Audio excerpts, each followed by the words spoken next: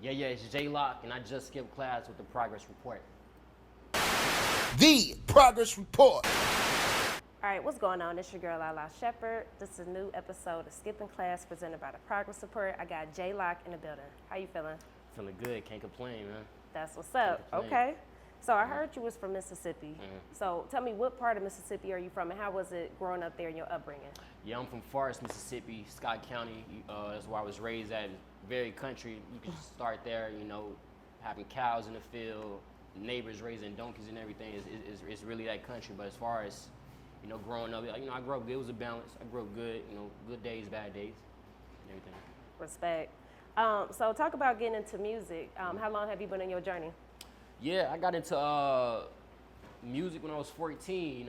It started off as like poetry, like rhymes, just writing rhymes, not like putting it as an audio or like music. But it's like just me being a timid, shy kid. That was my cape. That was my way of expressing myself. And yeah, 14, I think moving to Georgia. That's when I moved to Georgia. 14, 15. That's when I started making music and everything. And it's been real helpful though. Now we here. That's hard. Okay, so how did you find music though? And how did you grow comfortable to start doing it in front of people if you was, using it as a scapegoat? How did I find music? I think everybody grew up off of music. Everybody loved music as a 2-year-old, 1-year-old. As soon as you got that's me growing up off of Motown records, blues, jazz. Like I said before, I'm from Mississippi, so that's what they was playing and everything. Not the audio right there, but yeah, that's what they was playing and everything. As far as to answer your second question, how it's dang, I almost forgot it. How it's so if you was using it for your outlet, at what point did you become comfortable with it to do it outwardly for other people? Yeah, I think like I said before, around that time when I was 14 to 15, that's when it became my outlet. I need to be vocal. Let me try something different. Let me actually record it and let me actually do it, and it went well. It's you can get away with a lot of things with music and everything. As long as it sounds sonically, melodically, and good, you can get away with a lot of things. So yeah, that's one of my outlet. For sure.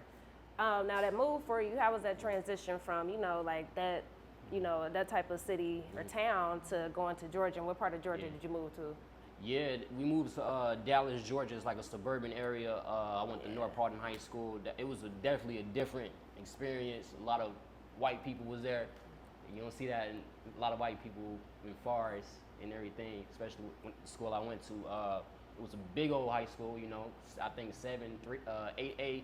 Our high school in Forest is like 3A and everything, so it was definitely a big experience. And me being, like I said before, I was a shy kid, so it was hard for me to make friends that first year moving to Dallas, Georgia and everything. But, I got out of my comfort zone. Nah, for sure. Okay, so moving forward, at what point did you start creating a buzz for yourself or, where people take you serious as an artist? Yeah. I think around the time when I was 16, 15, 16, I made this freestyle called Kirsten City. I posted on Facebook. That's where a lot of my audience was at first, my family and a lot of my friends. And I was just speaking on how, my city is messed up, it's cursed and everything. And a lot of people gravitated towards it. I'm like, oh, you can rap. This is the quiet kid from the class. And he rapping like this and everything. And yeah, I was just speaking on a lot of things, like my auntie Frida, rest in peace to her. And just the city, and that's when they took me serious and everything. Respect, man. And I see your record, Selfish, has been going up. Yes, ma'am. Man, so let's talk about that record, man. It's the vibe. So what made you tap into that, side where it's like you kind of talking to the ladies a little bit? Yeah, that's my home right there. That's my first. That's what most of my music was, and still is, and everything. We wanted something. Like you said, something for the ladies, something that can gravitate towards a lot of women, a lot of girls and everything, different ages. So yeah, I met RL. Shout out RL, legendary R&B man, that's crazy. Shout out to him, legendary, humble, and everything. I met him in Patchwork Studios, and it was dope. And that track actually won me my JMAs a week ago. So I won a music award in Jackson, Mississippi, and everything. So yeah, shout out, Selfish to this day. For sure. I was going to ask you about the award too, but let's get back to RL, man. How was that studio session, working with a legend, you know what I mean? That's crazy. Yeah, it was dope. Him just giving me game, just even outside of music, him just giving me game, like, hey, you already got the talent to give, just keep going, be confident in everything, just keep doing you. and everything. Just watch out, you know, the game, you know, the game is tough. So, you know, it's just him giving me game, telling me his backstory when he was young and everything. So yeah, it was dope working with RL and everything. Nah, for sure. So yeah, you definitely brought up the award, but you were nominated, I saw, so the male hip hop artist of the year. That's the one. Yeah, that's it right there. So you won it. Yeah, I won. Okay, that's lit. Congratulations. Yeah, appreciate it. That's what's up. Yeah. Talk about that. That was an amazing feeling. You know, it ain't nothing like getting that love from home, especially when you moved out and you know you're not there. So it's nothing like getting that love there and everything. Your family being there, your friends, and yeah, it was dope. And they said I forgot to thank my mama. So mama, I just want to thank you right now. You know, I won the award and everything. I forgot to thank you. My fault. I was a little nervous up there. I was a little nervous doing that speech, but yeah, it was dope though. Man, that's hard, man. You can't forget to thank your mom. I see now. Nah, you got her right now. You got her. Do you feel like artists got to move away from their hometown to be successful? Depends on what hometown, because like if you're from Atlanta, this is the place to be for music. If you're from LA, New York, just certain places, but Mississippi for sure. That is nothing like getting your music out of Mississippi. It's the hardest. A lot of people don't show love for Mississippi. It's not like Tennessee. It's not like Memphis. It's not like Memphis, Atlanta, New York. It's not like that. So as far as like Mississippi, for a craft that you want to do and everything, it's a small town. It's a small place, so it's hard to get your music out there. So I say for sure Mississippi, if you want to get your music out. Not saying it's impossible, but me personally, you know, if you want to reach a certain audience, a lot of audience, you get out of Mississippi. Respect. So let's talk about the new single, Money. So you linked with Finesse2Tymes on that joint. Finesse. That's crazy, man. So how did that come about? Yeah. Again, Big Block, my manager, shout out Big Block, my CEO, Huey. They set it up, you know, we wanted something for the summer. We wanted a club banger. We wanted something that's gonna hit, you know, and that's what we did right there. So Finesse went in there, did his thing. So shout out to him. It was dope working with him. Like even him being from the South too, it was dope working with him. Absolutely, man. What was the energy like at the studio and the video shoot? Yeah, he kicked everybody out. No, I'm just playing. He didn't do that. It was cool seeing another artist, you know, that actually write.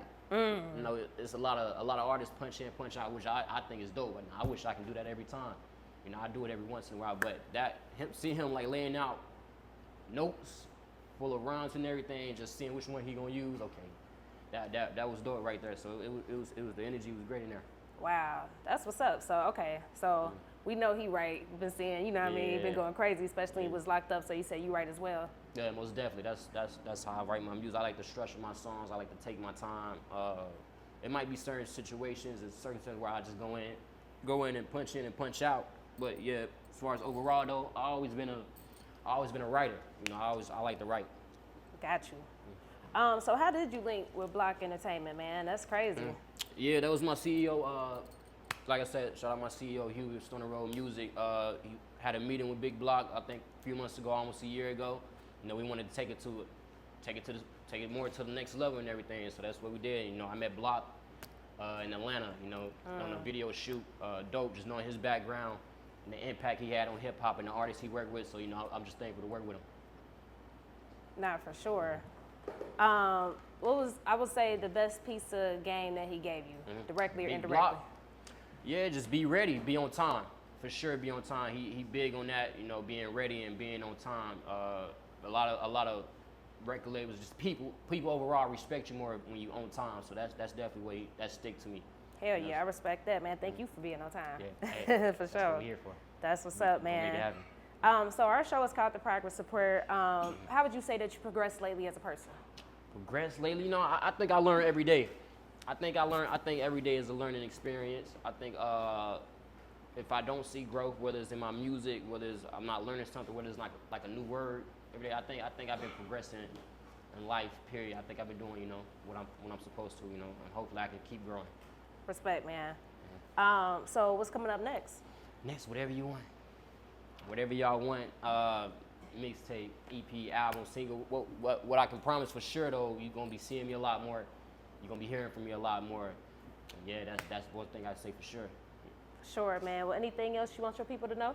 Yeah, they can catch me, you know, Jay. You can find me on Instagram, J.LockOfficial, J.LockOfficial, and check out my new single, Money, Finesse2Tymes. It's out now. The visual is out. The audio out. Make sure you play that guy, man. That's all I gotta say. Dope, man. Well, it was a pleasure to meet you. It was a pleasure to meet you too. Absolutely.